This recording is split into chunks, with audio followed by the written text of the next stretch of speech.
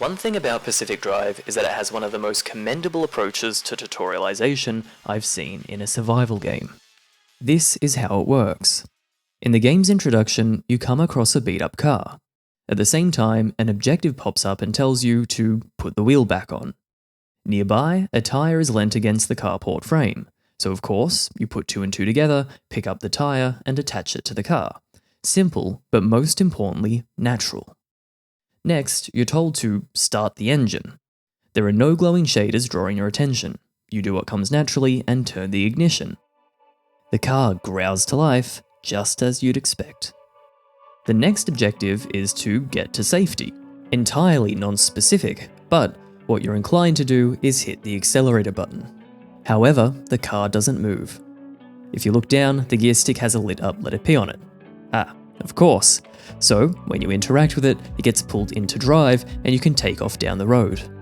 3 lines of text, that's all that's needed, and the player already has a solid grasp on the core gameplay interactions needed to make your way through its world. Further down the road, a similar approach is used to teach the player how to siphon fuel, and shortly after again in the Garage World Hub, where you're shown how to craft and how to extract resources from environmental objects. The game is remarkably adept in how it tutorializes its main gameplay elements. It forms a natural part of the game's introduction, leveraging player intuition with clear and direct instructions to get the player to learn from their natural mistakes. It's certainly not a new approach, let me be clear, but it's executed impressively well. It seems strange then that at no point does it explain the main environmental threats in the game, what it calls anomalies. The first time you encounter weird creatures roaming the environment, the game does not imply at all that you should interact with them. The written objective is to get to the radio station, which is nowhere near the anomaly, and while you're suggested to collect materials nearby to them, most players will simply avoid the anomalies. You can completely ignore them here and in future encounters and be doing exactly what the game is asking you. After such a precise tutorial, this seems like a clear mistake, no? Well, actually, a player might ignore the potential danger on their first encounter with an anomaly, but eventually, curiosity will take over, and either now or later on, they'll start prodding anomalies to see what they're up against. What makes this brilliant is not just that the game manages to use curiosity-driven exploration to get a player to suss out their enemies, but that doing so within the diegetic rules of the environment feels so incredibly natural. This works because Pacific Drive is a game which trusts the sense of presence and immersion it's built into its world to motivate the player organically. It's specifically the game's mood which underpins everything that makes it work as well as it does. Plenty of games try this, some succeed, but Pacific Drive executes it to such a high degree, the list of games that compete with it on this front is in fact remarkably short. More broadly, every central element of the game is propped up heavily by the mood of the setting. None more so than the interactive side of the game in how you experience the world through the car, which accompanies you throughout the game's journey. The narrative lends a hand here too, framing the close accompaniment of the car in an organic way. The beat-up station wagon is what's known as a remnant, an unsuspecting danger in the science fiction wasteland of the zone. The game tells you that this is a very bad thing. Remnants can take the form of any kind of inanimate object. Yours happens to be the car. People form unwilling, unretractable bonds with remnants, causing them to eventually and mysteriously disappear. Thankfully, there's a solution, but it's at the dead center of the zone, a long journey from its outskirts where you happen to be based. And so comes about the core gameplay loop of Pacific Drive. The way it works is through this roguelite-like thing, where numerous runs through a procedural map progress the story. Each run begins with setting up for the journey. This means repairing the car and equipping it and yourself with survival tools to last the run. Then you select your destination on a map and drive out to begin the first leg of the run. As you're making this journey, you need to collect these stability anchor orbs, since to return to the garage, you need to pass a threshold of collected stability anchors in order to summon a portal back. Each run gives you meta progression in the form of car upgrades. This is the most precious form of meta progression, but there's also expanding the road network towards the center of the zone, upgrades for the garage hub, and some defense upgrades for the player character. Pacific Drive is a roguelite in a relatively loose sense. It feels more focused on exploration and the outcomes of a run, rather than the gameplay contents of the runs themselves. This means that the inherent gameplay loop can start wearing thin partway through the game, but it actually isn't such a big deal. It means that the long-term gameplay feedback is the motivation for the game, not the moment-to-moment stuff. Everything in the moment is, in some way or another, there to build on a broader experience. The best example of that is highly non-traditional, and it's in what the game gets you to spend most of your time interacting with.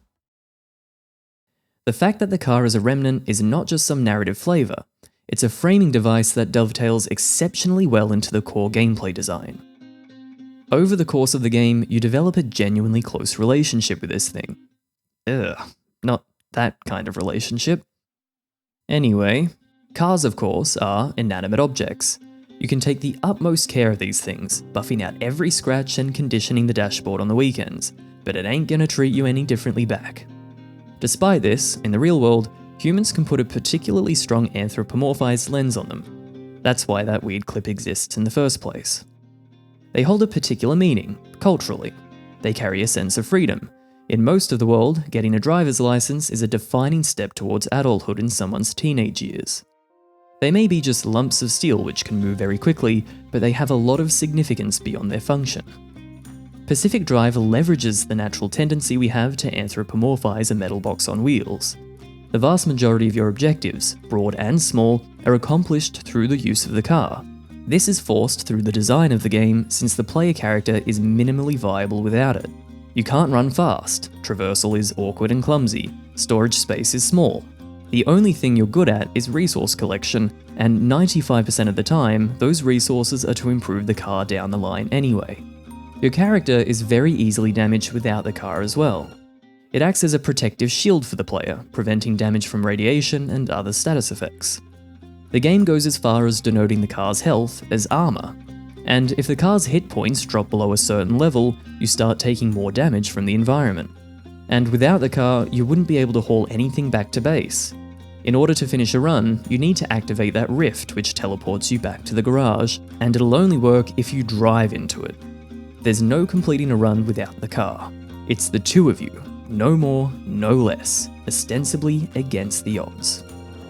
In every way but the explicit narrative, the car is the game's main character.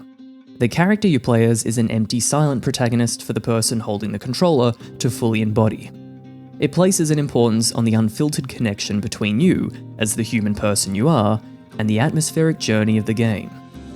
More specifically, the aspects of the journey unique to each player are what make the bond you form with this digital rendition of an inanimate object feel genuine and special. The nothing protagonist is not a new concept by any means. It's typically common in long and dense RPGs where ultimate roleplay is encouraged. People are still begging that Bethesda ditch their voiced protagonist for whenever the next Fallout game releases, since extra authorship from the developer can ironically make the connection weaker between the player and the character that they play as. Pacific Drive takes the silent protagonist approach, but for a slightly different reason. The blank slate is not there to invite a roleplay, but instead it's there to bring you and your personal perspective into the game. There's zero cosmetic customization for your character in Pacific Drive. Nothing. A far cry from the hundreds of thousands of possible permutations in Skyrim. Instead, most of the upgrades and all of the customization options are relegated to the car. Just about every external car part can be taken off and replaced. Panels, tyres, doors, even the engine. And as you progress further through the game, side and roof racks let you expand fuel and battery capacity or add new gameplay abilities for the car. On top of all of this, you can make the car as visually expressive as you want. Being able to design and colour each part of the car with paint, paneling and decals means that every player will have a car which has gone through a set of looks completely unique to them. This is where the game's hundreds of thousands of permutations actually are. There's no meta UI for car configuration. You have to remove, pick up, swap out and reconfigure every element of the car physically, one by one, making interactions explicit and plentiful. If you haven't played Pacific Drive, this might sound tedious, but it's one of the most engaging parts of the game. The frequency of hands-on time you're encouraged to have with the car builds that bond between it and the player. To get this all to work naturally, the game incentivizes constant part reconfiguration. Parts don't just take repairable damage, If they've gone through enough wear and repair cycles, they become fatigued, meaning they're more susceptible to damage and a completely new part is needed to replace it. While the car does gradually get stronger by having more abilities and more durable parts, the power curve of the game is pretty slow. So you're often changing out worn parts for something similar, keeping the car around a stable equilibrium, noticing very little run-to-run changes to its proficiency as a gameplay tool. For example, you'll have your car covered in steel panels early on in the game. When these get worn, you have to make new steel panels to replace them. You'll only have the resources to upgrade to a more powerful armoured lead-lined or insulated panel very occasionally, so a single part upgrade doesn't feel substantial. But, given enough time, the car will end up in a completely new configuration with not a single component shared with what you were driving 10 hours ago. This process has an uncanny familiarity to the common philosophical thought experiment of Theseus's ship. It asks the question that, if a ship had its parts gradually swapped out one by one over the course of its service, would it still be the same ship? This question doesn't have one single objective solution. Instead, it's simply a framework used to begin evaluating the nature of identity for different kinds of things. In Pacific Drive, you change out everything from a simple tyre swap to replacing the entire engine of the car. Usually, the Ship of Theseus framework puts the material making up an object in direct contention with that object's identity. The game doesn't really have this contention though. Frankly, it's not that deep. The game does recognise its conceptual similarities to the Ship of Theseus, naming an achievement after it for swapping out enough parts, but it's more of a light-hearted reference. The car is a gameplay system, there's nothing complicated going on there. The game isn't trying to make some kind of commentary or anything. What I find interesting though is that, in an almost ironic sense, the fact that you're swapping out parts as often as you do in this game is what makes the car what it is. Where the indefinite nature of material composition is a roadblock to defining the identity of Theseus's ship, in Pacific Drive it's the whole point of the car's identity. Being so interactive with the car's composition is what makes it your car in the first place. It's what grows the connection between you and the old station wagon as you tune it and take care of it. This doesn't happen all of a sudden though. The connection the game builds here is as gradual as the car's power curve. You see, when you travel out into the procedural levels, or junctions as they're called, dotted across the zone map, there's a unique set of conditions that'll be active within a given junction. Usually it's things like the level will be foggy, or it'll be super dark, or there will be extra anomalies. It's what keeps the run-based gameplay loop from feeling stale too quickly. But there's one really crazy and pretty rare condition that influences the feel of the game more than almost any others. It's called turncoat, and it causes your car to have a mind completely of its own while you're outside of it. You'll pop out to grab some resources from an abandoned house, and when you finish up and step outside, you'll see the car's headlights barreling towards you, forcing you to play its game and chase around after it just to get back in and start driving again. It never typically drove too far away from me, nor did it usually try to run into me, but it animated the personality that I'd given the car in my head. It reminded me, funnily enough, of trying to control Trico in The Last Guardian, a completely dissimilar game on the surface. But the way I built a relationship between the car in Pacific Drive and between Trico in The Last Guardian is more similar than I would have thought at first. Of course, in Pacific Drive, the car was never as unresponsive so as to be annoying, which is something that makes The Last Guardian endlessly controversial. But ask anyone who found that game effective, and they'll tell you that it's the required codependence that's key to the tremendously strong player-character relationship. Pacific Drive is more subtle about it, generally, but punctuating moments like the turncoat junctions flesh out that feeling of connection. You could call them specific drives. Yeah. This is my channel. Sorry, I get to make the jokes here. Anyway, despite being an inanimate object, the dynamic is more similar to something like a domestic pet, who takes care of you just as much as you take care of it. The game design makes the relationship perfectly reciprocal, and that's the sort of dynamic which nurtures a bond, the same bond framed within the narrative of becoming more and more attached to the remnant. It's not a relationship without its idiosyncratic highs and lows though. There's a multitude of small and deliberate interactions that the car demands from you to keep things running smoothly, or even at all. It's a whole other set of systems which continue to bring you closer with it. And even contending with the car at its most basic level comes with a constant background of friction. Simply driving the thing is a deliberate action where constant focus is needed to prevent something from going wrong. Running parallel to the rich, moody atmosphere that comes with existing in a late 20th century sci-fi disaster exclusion zone, the feel and aesthetics of driving are rough and tactile in a way that grounds the player in the world. Let me explain how driving works. You first need to open the door and step in, then turn the ignition, holding it for 3 seconds, any less, and you reset. Then you need to put the car into drive, which is also not a button press, but a button hold. Then you look to your right to select a destination on the map, and look forward again while you start driving. Oh, and if it's dark, you need to flick on the lights.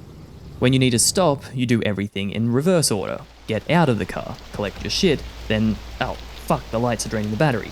Get back in and switch them off, then get back out to finish resource gathering.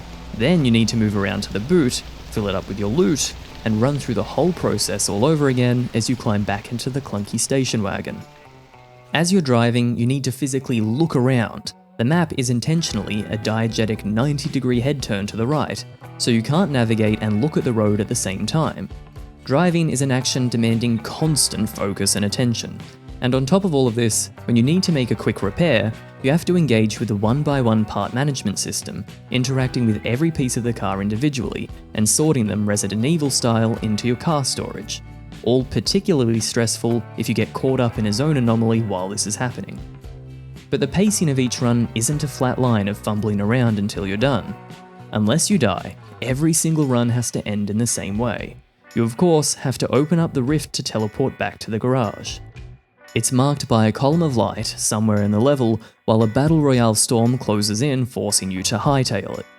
For all the reasons I've discussed, the car is not made to drive fast. But here, you have no choice but to do so anyway. The thing will rattle and choke up hills. It'll oversteer around corners and get itself caught in a net of trees. But you both have to pull it together and push through the finicky driving mechanics to complete the run. Every run, therefore, ends with a climactic race, where it feels like the cards are stacked against you, punctuating the pace of the run-based mission brilliantly. This is all fantastic. The whole premise of how the driving is designed in Pacific Drive is completely antithetical to how any other non-simulation car-centric game works. Anyone with even the most basic familiarity with driving games will find this to be an exercise in retraining muscle memory. I've lost count of the number of times I've tried to take off before releasing the parking brake. The game even took the piss out of me for it. I've heard from some people though that all of this friction caused them to bounce off the game, and that's fine, that'll happen. But the fledgling dev studio behind the game, Ironwood Studios, has a laser-focused vision for what they want the game to feel like, and boy howdy, they've executed it. The friction built into these game systems doesn't get grating over time, at least it didn't for me. It just becomes a natural part of surviving in the game world. There's a harmony between the mechanics and the tone of the game, where the kinesthetic feel grounds you within the setting of having to haul around a beat-up station wagon in a sci-fi rendition of the Pacific Northwest. The balance Ironwood has achieved is extremely impressive, since this is so rarely accomplished by other studios. I could wax lyrical about Red Dead 2 for hours, but the slow deliberation of every animation wears thin for a lot of people by the late game, and the slick responsiveness of every action Aloy makes in Horizon Forbidden West causes it to be sometimes lacking in enough counter-steer force to pull me firmly into the game. From my perspective at least, the elements of friction in Pacific Drive are tuned to almost perfection. It could be slightly more or less laborious, and it might please other people a little bit better, but they are firmly within the window of having their mechanics be resonant with the game's tone and mood. Any small deviation from where it is now would simply be moving it to a slightly different position within that window. The fact that they're even inside of it to begin with is no easy feat given the sheer number of parameters that need to be balanced. Do you have every lug nut be interactable, or can a player just pop off a tyre with one button? Should a player select each gear like they're driving a manual car? And should the engine have sub-components that need repairing? Alex Draycott, creative director behind the game, explains the thought process well in an interview. Strayed too far. I think one of the things that Seth and I were pretty on the same page about was that neither of us really wanted to get like annoyed with the general interaction and controls. So Yeah, like when it came frictionless. to like yeah friction, like when it came to like the density of stuff that you can interact with, like yeah, I would have loved to go in and make every single button on the like the console do something, and like there is Yeah, the part of me that's like realism for realism fun, and that'd yeah. be good times, but like that's not like um the most important part of that like experience, right? It's the This ability. is a problem where the granularity of variables which provide friction, not just how those variables are tuned, are key to getting the game to feel deliberate without being irritating. It's a fine balance, but Ironwood has done it. When it comes to environmental exploration and traversal, both in car and on foot, it's the anomalies which provide the friction. Once you understand how they all work though, they stop posing much of a barrier to exploration.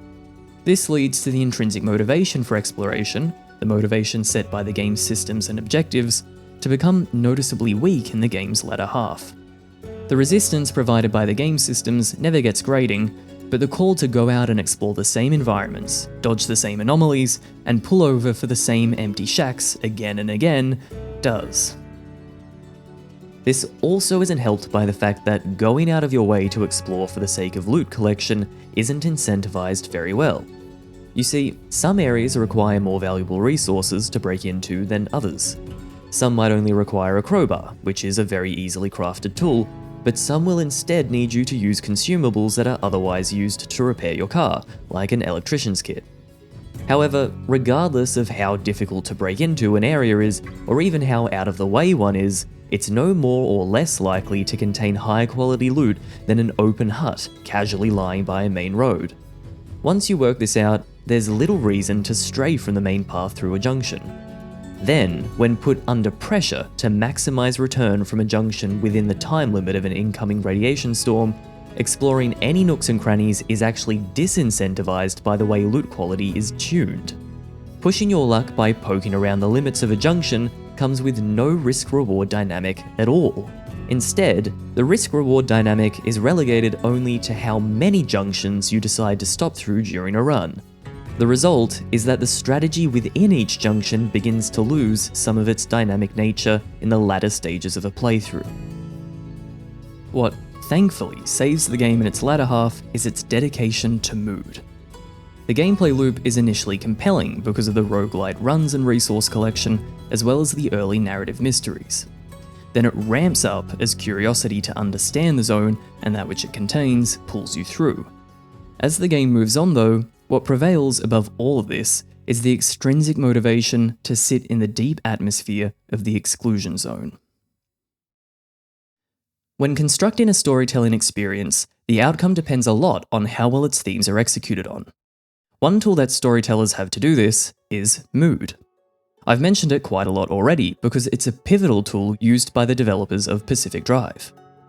Let's go back again to the anomalies, which, despite a well-coordinated opening tutorial, receive zero tutorialization in themselves. Each layer of the zone contains a wider and wider range of anomalies. There are dozens of them, and when you come across a new one, you're given a prompt to scan it. Doing so will reveal a log of information for the anomaly, but it's not like the databank in, say, Subnautica, which will tell you exactly what it is, what it's useful for, and which base decoration it can be converted into. In Pacific Drive, the log text is always some entry written by a character who has come across the anomaly in the past, and they leave an always vague story about their encounter. Just about never does that story give you any insight into how to deal with it. It's strictly world-building material. It's a contribution to the mood, not the gameplay. This even applies to tools and upgrades at the garage. Descriptions for these usually give you a rough idea of what you're investing in, but it's never so clear as to be unambiguous. I didn't even realize I could put paint cans into the material recycler to convert them into resources until I was deep into the back third of the game. All of this means that, in order to understand even the most basic aspects of the game world, you're required to experiment. The game rewards curiosity, occasionally with information, but primarily with vibes. It crosses into the narrative too, since even after completing the main story, questions about the zone are left ambiguous and with multiple, sometimes conflicting answers. This swath of unanswered questions means that the game only works if the sense of presence in its world is convincing, and it's the mood of the game which allows this to be so successful, specifically the strength of the mood. The depth of atmosphere that this game can create is nigh unparalleled. When you're driving down an abandoned rural forest highway at night, when the rain is softly pounding on the roof of your station wagon and rolling down the windshield, where it's just you, a car on the edge of falling apart, and an unfamiliar highway. This is the game at its strongest. There's enough familiarity for anyone who's taken a late night drive in the country to recognise, but enough fantasy to bring the world to life. All of this is helped in no small part by the soundtrack. There's a diegetic in-car radio you can switch on at your will, and it plays a licensed playlist that fits in wonderfully with the dark and isolated tone. The music feels at home with the Pacific Northwest setting and the stylized 80s sci-fi visual aesthetic, which is why I was so surprised that all of the tracks are contemporary, the majority being less than 10 years old. The oldest one was released in 2004, but a good handful of the tracks released as recently as 2024. It's a testament to the quality of the music curation, because when I'm cruising through a dark rainstorm and a track I've never heard before makes me feel somehow nostalgic for a location I've never visited and a time period I was barely around for, I'm reminded of the best moments in Death Stranding. The moments where everything lines up. When you've picked your route, somber music starts playing and the foreground audio fades away. The moments where you don't have to do anything but just take in the world around you. Pacific Drive is full of these moments. I wish I could play some of the tracks for you here, but even though it's fair use, I would be copyright striked. So if you haven't experienced it for yourself, try listening to the playlist and you'll see what I mean. The game also balances out the weight of its mood by having a good quantity of clear and scenic viewscapes. Travelling through the day versus the night feels completely different because of the game's mechanics too. When it's dark, you need to run your headlights, which drain the precious resource of battery charge quicker than if you're relying on sunlight to show the way. Every single element of the car which contributes to battery drain is genuinely stressful.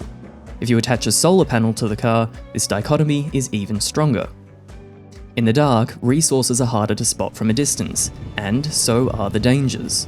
Everything becomes slightly more challenging, ratcheting up the tension. Enter a junction with the eerie darkness condition, and that challenge ramps up even higher. The peaks and valleys of tension dictated by the environmental weather effects and junction conditions keep the mood fresh, and it usually paces out the feel of each journey really well. There's what I would call a horror-adjacent atmosphere to the game. It alludes to traditional horror tropes through its mood, but it's free, mostly, from jump scares and any truly oppressive danger. There's a shared feeling we have as humans when we step out into the wooded night. For me, it's the moments when I'm towing the line of how far I can venture from my campsite, where the mystery behind what you can't see, while being in an environment you're unfamiliar with, gets the heart racing just a bit. It's a part of the psychology of our species from back in the days where we slept out in the open because we had to, not for leisure. The allusions towards the horror of the unknown are present enough in Pacific Drive to light up that part of my brain, even though, just like on my camping trip, I know there's no true danger. It's just a video game after all.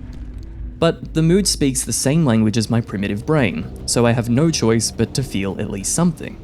This deception is possible because the game plays into the concept of the unknown to keep things a little spooky, even though, as it turns out, no anomalies actively chase you to do damage.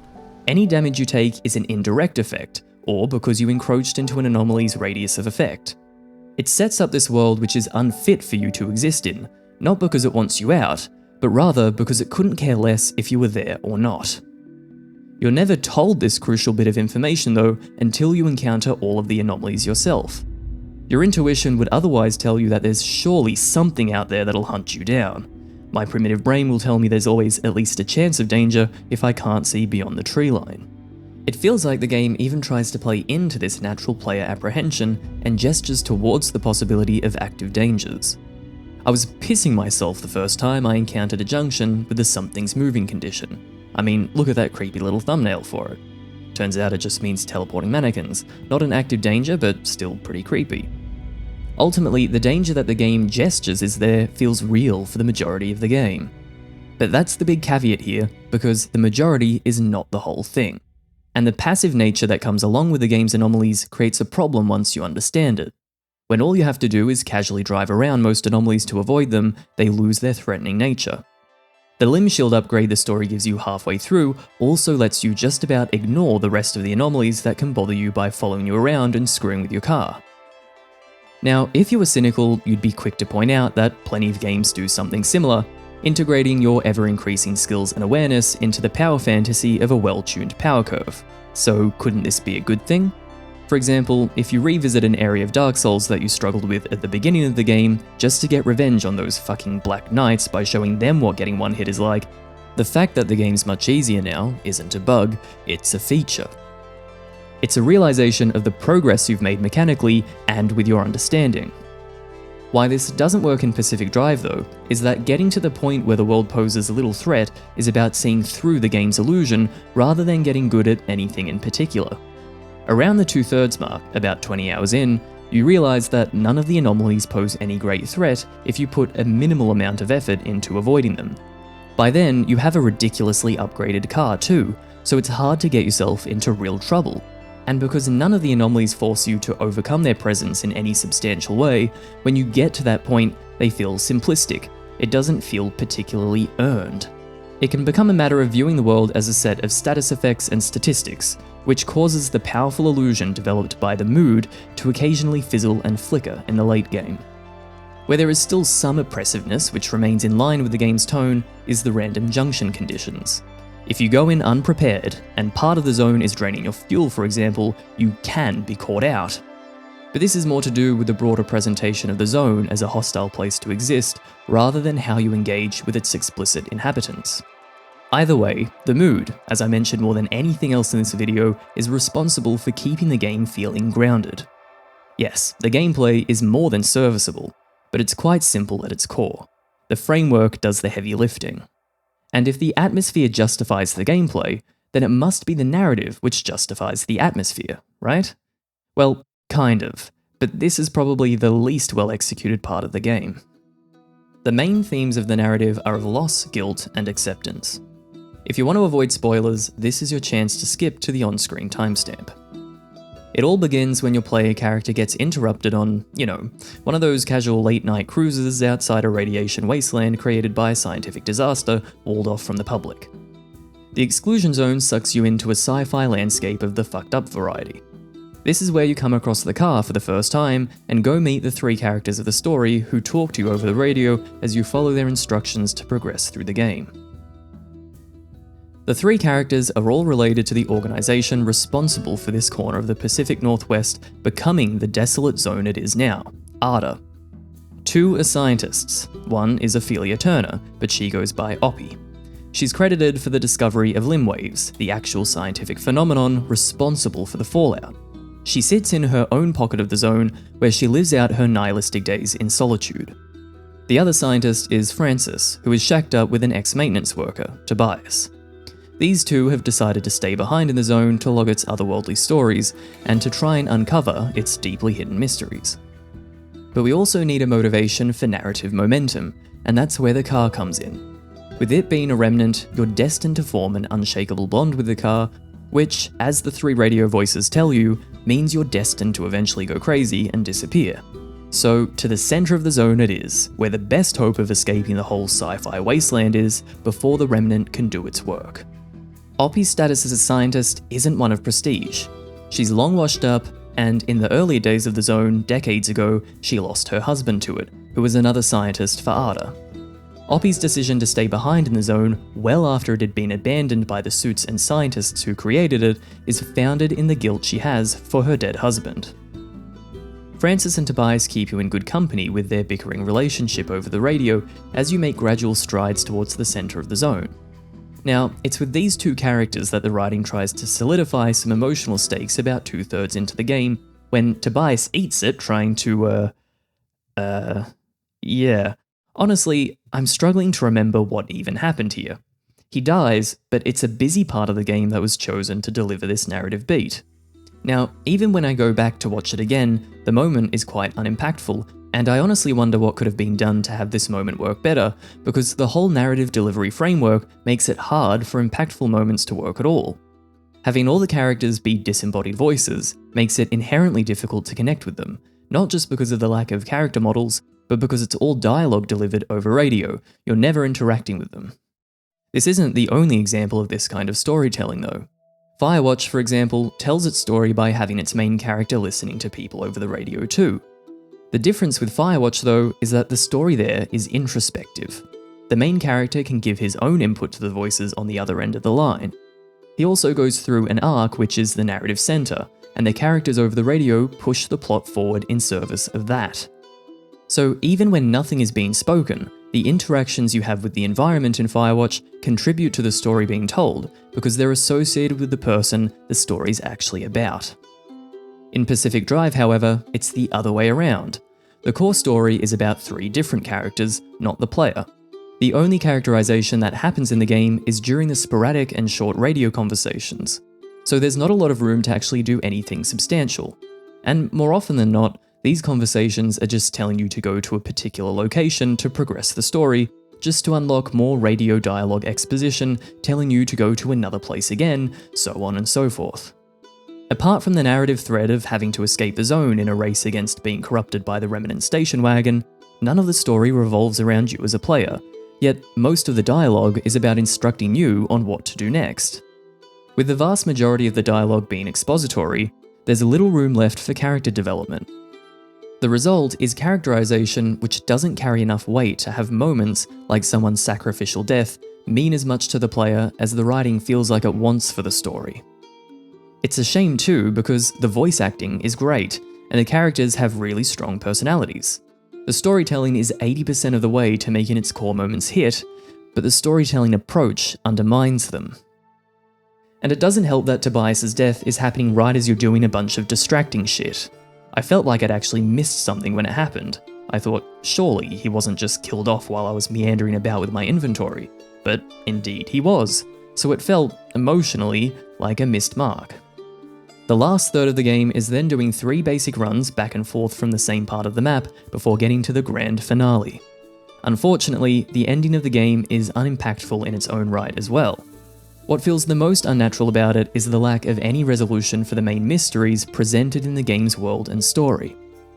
Typically, good mystery stories put in a lot of work into setting up interesting questions with opaque answers, allowing your imagination to create its own theories and solutions which get tested as new evidence emerges. Take a game like Return of the Obra Dinn, for example. These 2 games might not seem that similar on the surface, they play completely differently. But they share the same premise in that they're both about following the game through to try and unravel the tantalizing overarching mystery presented at the beginning of the game. The entirety of Return of the Obra Dinn is also full of many sub-mysteries, which get presented to you in freeze-frame vignettes. And on first inspection, you don't have enough information to piece together the full relevant story. But progressing through the game continues to fill in the picture, narrowing down the dozens of potential answers in your mind. And without spoiling anything, the game does offer a solid answer and payoff to its mysteries, while still keeping some nuggets of information in the peripheral, leaving just enough incentive for you to keep thinking about the bigger picture once everything is done and dusted. Now, in Pacific Drive, open questions have been set up at the beginning of the game about the origin of the zone. It's somehow related to the scientific discovery of limb waves, but what limb waves actually are and how they slot into the zone's creation is left vague in the run of the main story. You might expect then that the game's ending would zip up all of the fragments of information about the zone into a completed form. But instead, when you get to the center of the map, you take yourself and your car into a giant orange hole, and then you're teleported to a walkway surrounded by TVs. Here you're fed some narrative resolutions about the 3 main characters. You hear the deceased Tobias's and Alan's voices in your head within the TV verse. Tobias seems to be living on as Limwave somehow, and has talked to Alan himself, relaying the message that he forgives Oppie for deciding to stay back in the zone, which eventually led to his death. Nothing is mentioned about the remnant business, and very suddenly, you get spat back out at the garage, able to continue doing runs to your heart's content, with 0 consequences for having spent so much time with the remnant. It just loses its supernatural threat. So why does the conclusion leave the connection between Limwaves and the zone unanswered and unalluded to? Sure, there is some gesturing done towards the idea that events and people get stored as waves in the zone. This would explain the random monologues which get sporadically picked up by your radio throughout the game. This might also be why the ending is a corridor of TVs. people are stored as limb waves in a similar way to how broadcast signals can be transmitted as TV and radio waves? Maybe I'm reaching here to try and make sense of the ending, but that's pretty much the problem. I shouldn't feel like I'm reaching. The way the ending is presented doesn't give any satisfying answers, considering the rest of the story primes you to want to understand the mechanics of the zone. All of the exploration and log reading loses a payoff, which feels like should have been there at the ending. Let me be clear, mystery-centric stories can genuinely benefit from leaving some information deliberately obscured. Like I mentioned, Return of the Obra Dinn leaves behind enough ambiguity to remain interesting. And if FromSoft started explaining their games explicitly, capital G gamers would probably have a collective aneurysm. But Pacific Drive's ending just doesn't tie together enough loose threads to have it feel like a strong payoff. Oppie's character arc does get tied up at the end when she talks about accepting Alan's forgiveness, and this leads her to making the decision to leave the zone. Why she's able to leave on a whim, and you had to go all the way to the center to get your chance to escape isn't explained, but I don't think this is too big a deal anyway. It makes sense for Oppie's character to have finally put to bed her regret and guilt over causing the zone's creation, and consequently for her husband's death. It's a conventionally suitable ending for a game whose narrative themes were about guilt and acceptance. What comes off a bit odd though, is that these themes, while technically executed on, have very little resonance with the exploration, curiosity and mystery presented in the gameplay and wider world building. This is what really makes the ending fall as flat as it ultimately felt for me. The narrative thread of having the car be a remnant to motivate the player-car relationship is now also gone, so playing the endgame beyond the story's conclusion is no longer motivated by the writing.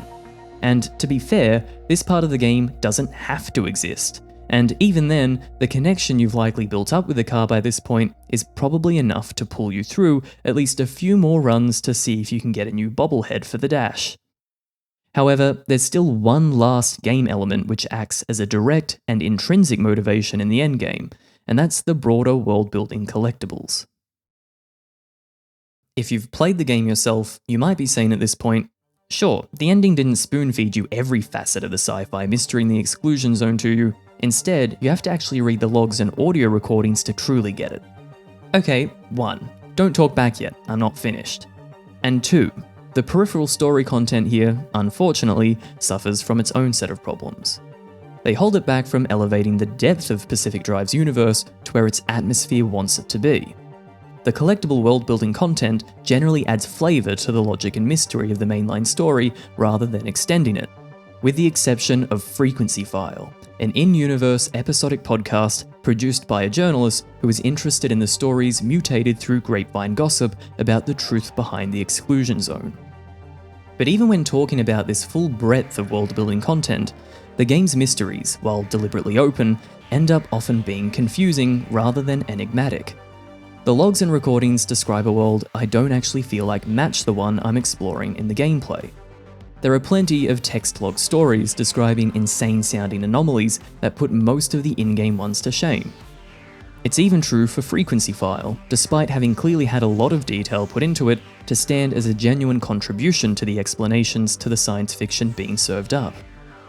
One example from the in-game podcast is a recount of a 100-foot tall tree crossing the road in front of a tour bus. Or an instability storm replacing someone's front lawn with a rushing river. Most of the instability storms I got caught in just made things a little bit windy. Don't quite have the transmutation abilities they used to, I guess. One of the final podcast episodes also goes on to give the game its own meta-commentary about its approach to sci-fi. Never will tread again. Limb technology, on the other hand, is still an open question, leaning more fiction than fact. It was, for sure, a bona fide new type of technology. It had its basis in reality, but they followed the recipe of the best science fiction and futurism. Take a familiar, grounded, easily understandable concept like radio waves, mix in a heaping scoop of technological mumbo-jumbo, and top it off with a generous heaping leap in logic. It is that last critical step that lends the most disbelief to the entire story. It comes off a bit weird to me to have an in-universe conversation about how quintessentially sci-fi the writing of the very story you're experiencing is. But putting that aside, It's true that, generally, the pillars of good sci-fi is starting with a grounded element of science that most people are half familiar with, and giving it an interesting twist. But Pacific Drive focuses so much on the outcomes of the extraordinary, it sometimes forgets to outline its basis. The writing feels like it borrows from other science fiction work beyond inspiration. In some places, it might have been better to commit to building on the ideas which are already present. One of the strongest inspirations is clearly Roadside Picnic, the novel which served as the inspiration for the Stalker video games and the film. Pacific Drive's inexplicable exclusion zone is lifted quite directly from the book. There's no problem with inspiration like this, of course, and broadly, Pacific Drive does incredible justice in giving an already compelling concept its own spin. However, in some areas, like the text log stories of more interesting anomalies which don't appear in the main game, extend past the threshold of homage and remain stuck within the limits of Pacific Drive's achievable ambition. The game also refers to breaches, who sneak into the zone to ferry items in and out for people, extremely similar to the stalkers in Roadside Picnic. But outside of audio and text logs, the existence of breaches aren't felt in the world you inhabit during gameplay at all. There's a few too many half ideas here, which don't marry well enough to the core game, making a noticeable part of the side content feel disjointed. Now, the side content writing isn't always this muddled. There's some brilliant poetry you can come across in the text logs, and there's some really fascinating stories about anomalies that have come and gone over the decades of the zone. They give a genuine sense that there's history to this pocket of the universe bred from rewritten physics, even if a lot of that history doesn't run parallel to the world you experience yourself. Now, I don't want to complain about extra optional content I'm not even obliged to interact with. I get why Ironwood did this. They're working within defined limitations, game dev is hard, and for many people, this stuff is the cherry on top of an already incredibly solid and magnificently presented cake. The elements in the main game of Bloodborne which get phenomenal critical acclaim, for example, are not invalidated by the weaker components in its optional chalice dungeons. Some people are going to be more sensitive to how these kind of things affect their experience though, so it's, in part at least, a matter of taste. For me in Pacific Drive, the more disjointed parts of the narrative side content did make it easier to notice the limited scope of the main game, and while this could be a bigger issue for some, I wasn't all too bothered by it. That feeling of incohesion was saved almost entirely, once again, by the mood of the core experience. While not perfectly resonant with the narrative themes, the dark, desolate sci-fi atmosphere dovetails directly into the gameplay. Pacific Drive has an incredible amount of faith in the sense of presence in its world and in the player for having motivation outside of the game's mechanics to intimately engage with that world. This trust is at the heart of the game.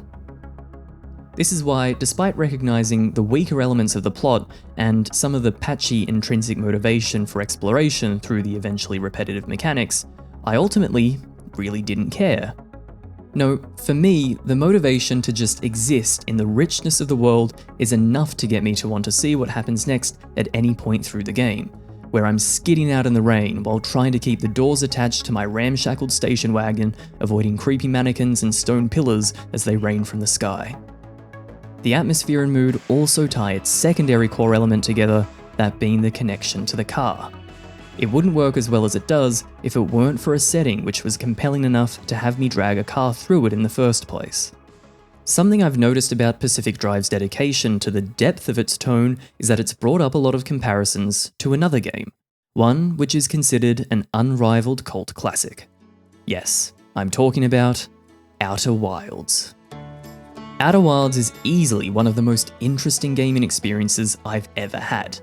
Period.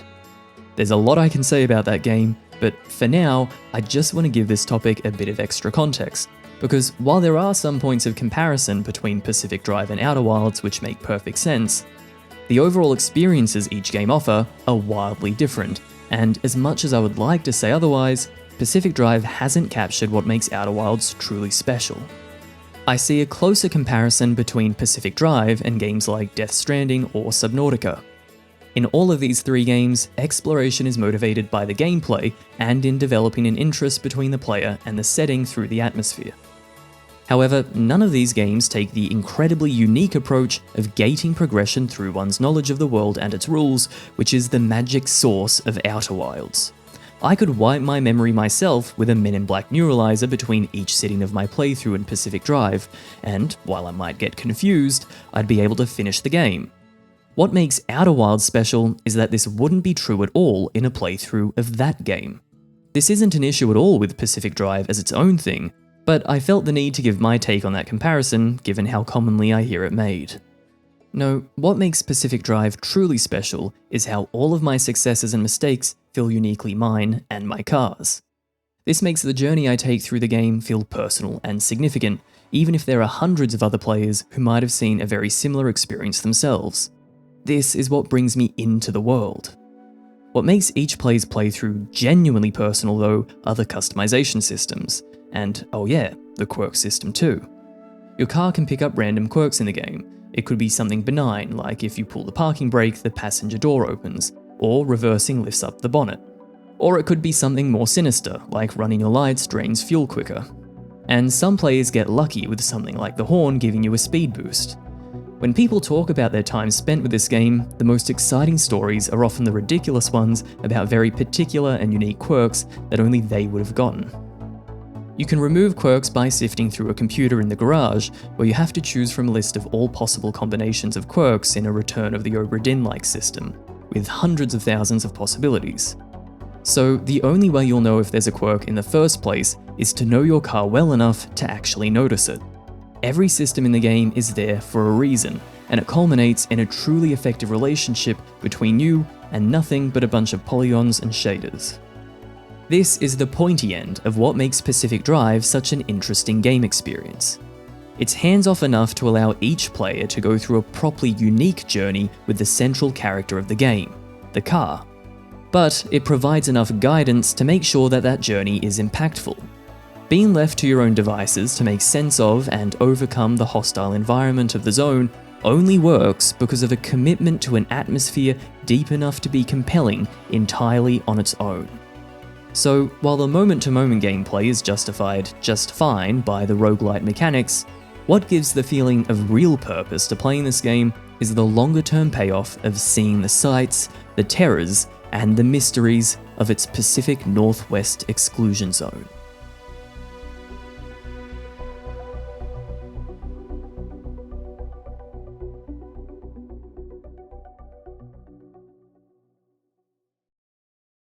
What Pacific Drive is, in essence, is an elegant solution to the problem of, how do I gamify the concept of taking a moody late-night drive? It's designed in such a way that everything unambiguously serves the mood. It makes me feel stuck in a hostile science fiction wasteland with enough similarities to the real world for me as a player to draw from and be deeply immersed, but enough novelty and strangeness to be enamored. Sure, not everything is perfect. The narrative framework holds back the writing from hitting as hard as it should. The complexity of the run-based gameplay is probably not quite enough to hold itself up for the typical length of a playthrough. But the fact that whenever I reflect on my time in Pacific Drive, I honestly couldn't really care less about any of those flaws is, to me, the ultimate testament to the quality of its immersive and atmospheric design. The game began as an idea. The feeling of driving alone in the rain and the moonlight in the Pacific Northwest of the United States. A clear creative vision began from this seed, and to pull it off, Ironwood Studios played to their strengths. The unfaltering dedication to a single cohesive feeling, the mood of the game, with a focus on building everything else around that, is what makes it not just an elegant solution to its premise, but an extremely successful one at that. I see Pacific Drive as much more than just another survival game, and despite being completely different in premise to Outer Wilds, one thing that I think they do have in common is that people will be talking about Pacific Drive for a long time to come.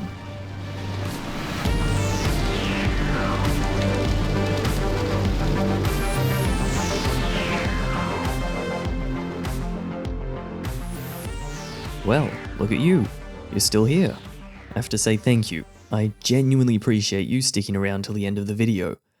You know, I love games like Pacific Drive, where I can get totally lost in the world, and so I really enjoyed making this video in particular. I'm also active in the comments, and so I'd really love to hear what you think about the game as well. If you like this kind of content, the best thing you can do to help out is to subscribe and leave a like. And on that note, I hope to see you next time. That's all for now.